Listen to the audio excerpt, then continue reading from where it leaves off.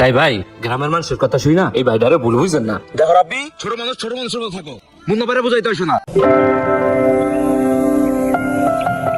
কি রে ভাই, বিদেশ থেকে এত কষ্ট করে আইছিস, একটু ঘুমা। এই 7 সকালে তুই কোনে যাচ্ছিস? বাড়িটা তো গন্ধ বানাই রাখছো, স্টোর কায়দা আছে, চারদিকে খালি গোবরের গন্ধ।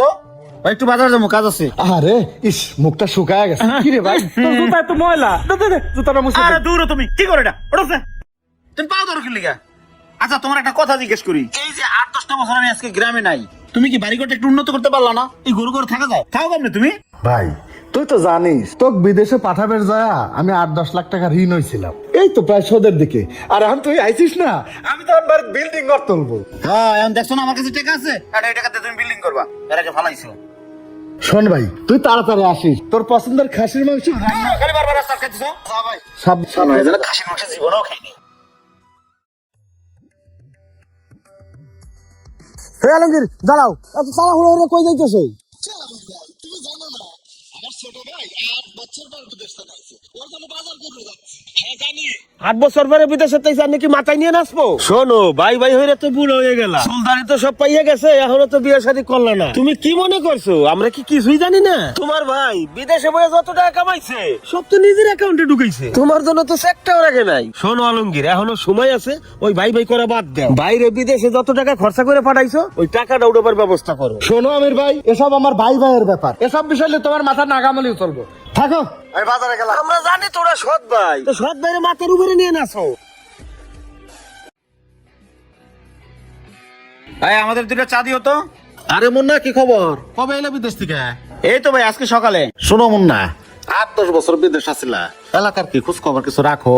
রাস্তাঘাট উন্নয়ন হয়ে গেছে, জায়গা জমির দাম বেড়ে গেছে, আর ওইদিকে তোমার সৎ ভাই সব ভোগ দখল করে খাইতেছে, নিজের নামে সব কাগজপত্র করে নিতেছে।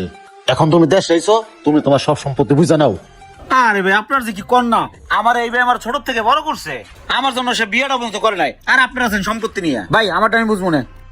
তোমার ভাই বিয়া করে না কি এর লেগে জানো? আমি জানি তোমার ভাইয়ের গোপন সমস্যা আছে, এই জন্য বিয়া করে না। আপনার গ্রামের লোকজনের কি খাইলে কোনো কাম নাই? এবার ওকে চল চা খাবো না। আরে যাও যাও, ভালো কথা কইছি তো, ভাল লাগলো না, পরে বুঝবানি। ভাই এনতে জায়গা জমি যা দেখতেছেন না, বেশিরভাগই কিন্তু আপনাকে জায়গা জমি যা আছে সমস্যা সব বুঝানেন। হ্যাঁ আমিও চিন্তা করছি যে কিছু একটা করতে হইব, জমির কাগজ তো সব বুঝে নিতে হইব। কি রে ভাই, বাড়িতে সব রান্না বান্না রেডি হয়ে গেছে, আর তুই খাওয়া দাওয়া না করে জমির কাছে আছে খালি রয়েছিস কে? না ভাই হয়েছে কি, 8-10 বছর বিদেশ থেকে এসেছি তো, জমিটা দেখতে মন ছিল তাই চলে এলাম। আইসিস, ভালো করছিস। তো আমাকে কোন দাগে কতটুকু জমি আছে, বাজারে 3টে দোকান আছে, কোন দোকানের কত ভাড়া আছে, এগুলো তো তোর জানার দরকার। এগুলো জানিস তুই? আরে ভাই আমার জানার দরকার কি, তোমার মতো ভাই থাকতে তুমি সব সামলাইতেছো, তুমি সব সামলাও না। আছে, তোর জানার দরকার আছে।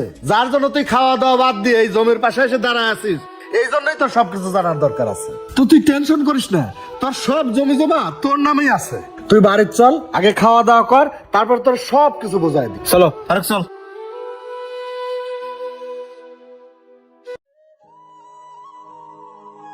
আসসালামু আলাইকুম মুন্না ভাই। ওয়ালাইকুম সালাম রাব্বি। একটু কথা ছিল। হ্যাঁ বলো। ভাই আপনি বিদেশ থেকে আইছেন তো, গ্রামের হাওয়াও কিছু বুঝেন না। আপনার বড় ভাইটা কিন্তু একটা মাটির মানুষ ভাই, সৎ সবসময় সৎ হয় না, কিছু কিছু সময় সৎ আপনের থেকেও বেশি হয়। যেটা আপনার ভাই, আপনার এই ভাই আমার বাপের কাছ থেকে 10 লক্ষ টাকা ঋণ কইরা পরে আপনার বিদেশ পাঠাইছে, কিন্তু সে চাইলে আপনাদের একটা জমি বেচা সে সেই ঋণ শোধ করতে পারতো, কিন্তু সে সেটা করে নাই। সে নিজে কষ্ট করে খাইটা সেই ঋণ পরিশোধ করতেছে। তাই ভাই গ্রামের মানুষের কথা শুই না এই ভাইটারে ভুল বুঝেন না। দেখো রাব্বি, ছোট মানুষের মতো থাকো, মুন্না পারে বুঝাইতে আসে না, সে তোমার থেকে কম বুঝে না, বুঝো নাই? ঠিক আছে রাব্বি তুমি যাও, দেখতেছি আমি। আচ্ছা ভাই। এবার চলো। হ্যাঁ ভাই চলেন। ভাই আমি তাহলে বাসার দিকে যাইয়া। ঠিক আছে যাও তাহলে। ভাই পকেটটা একবারে খালি, যদি কিছু দিতেন। ও দাঁড়াও, ঠিক আছে তাহলে তুমি সন্ধ্যার পরে বাড়ি ফিরে আসো। হ্যাঁ আচ্ছা ভাই, যাও তাহলে। জায়গা ভাই। মুন্না ভাই, আপনি বিদেশ থাকতে আপনার অনেকবার ফোন দিয়ে বলছি, আপনি তো বিশ্বাস করেন নাই। এখন তবে আপনি নিজের চোখে দেখলেন আপনার ভাই সব টাকা নিয়ে নিজের অ্যাকাউন্টে ঢুকায়, বাড়ি ঘরটা বন্ধ ঠিক করে নাই। মুন্না, তোমার কইছিলাম না, এখন বিশ্বাস হলো তো? আরে সৎ কোনোদিন আপন হয় না, সময় থাকতে এখনই তোমার বাইরে গাড্ডা ধরে বাই করে দাও। শোনো মুন্না, তুমি আমার পোলার মতো, তোমার ভালো সব সময় আমি চাই। এখনো সময় আছে, তোমার ওই সৎ ভাইয়ের কাছ থেকে জমি জাতি কাগজপাতি যা আছে সব এখনই বুঝে নাও। ও এমনি এমনি বুঝাই দিবে না, গলায় পাড়া দিয়ে বুঝে নাও। কি ব্যাপার মুন্না, আমার বাড়ির ভিতরে তো দরবার সালিশ কিছু? আরে না ভাই কিছু না, ওনারা এমনি আইছে। কিছু না মানে বহুত কিছু হয়ে গেছে, তোমার ভাইয়ের জমি জাতি কাগজপাতি যা আছে এখনই সব বুঝাই দাও। তুমি চুপ থাকো, দেখি আমার ভাই কি কয়। কি রে মুন্না, তুই কি সত্যি কাগজপত্র বুঝে চাইছিস? না মানে ভাই চাচা যা কইছে ঠিক কইছে, তুমি আমার কাগজপত্র সব বুঝাই দাও, জমি জমা সব বুঝাই দাও। কিরে মুন্না, এই ক্রিমিনাল হারামি চাচার কথায় তুই তোর ভাইরে অবিশ্বাস করতেছিস? ভাইরে, তোর কত জমি লাগবে? দাঁড়া, তোর জমির সমস্ত কাগজপত্র আমি নিয়ে আইতাছি। চাচা আনতে গেছে।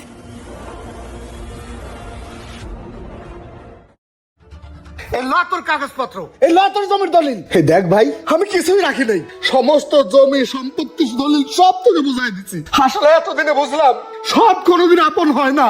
তোর জন্য আমি কি করি নাই ভাই, নিজে বিয়েটা পর্যন্ত করি নাই, নিজে লেখাপড়াটাও করি নাই, শুধু তোর কথা চিন্তা করে ভাই। তুই জানিস ঘরে এক প্লেট ভাত থাকলে নিজে রেখে আমি তোরে খাওয়াইছি, তোরে আমি তিলে তিলে করে বড় করছি। আমার তো নিজের কোনো স্বপ্ন ছিল না রে ভাই, আমার স্বপ্ন ছিল একটাই, তোর আমি মানুষের মতো মানুষ করব, তুই অনেক বড় হবি, তোর সুখে আমি সুখী হতে চাইছিলাম। এই দুনিয়া আমার কেউ নাই রে ভাই, এই দুনিয়ায় একমাত্র তুই আমার ছিলি, তোর নিয়ে আমার সমস্ত স্বপ্ন ছিল। আজকে এই গ্রামের মানুষের কথায় আর এই সমস্ত ক্রিমিনালদের কারণে তুই তোর ভাইকে অপমান করলি, তুই তোর ভাইকে অবিশ্বাস করলি। থাক থাক ভাই, অনেক পাইছি, অনেক স্বপ্ন পূরণ হয়েছে আমার, আর কোনো স্বপ্ন নাই, ওদেরকে নিয়ে থাক তুই। ভাই রে, ঋণ পাতি করে তোরে বিদেশ পাঠাইছিলাম, খায়া না খায় আমি দিন কাটাইছি, ভাবছিলাম তুই বিদেশ থেকে আইলে আমি অনেক সুখে থাকতে পারবো, অনেক ভালো থাকতে পারবো। না রে ভাই, গরিবের কষ্ট কখনো দূর হয় না, তুই বিদেশ থেকে আসার পর কষ্টটা আমার আরো বাইরে গেছে রে ভাই। থাক ভাই, তুই এদেরকে নিয়ে ভালো থাকিস, তোর আর এই বাড়িতে আমি এক মুহূর্তও না।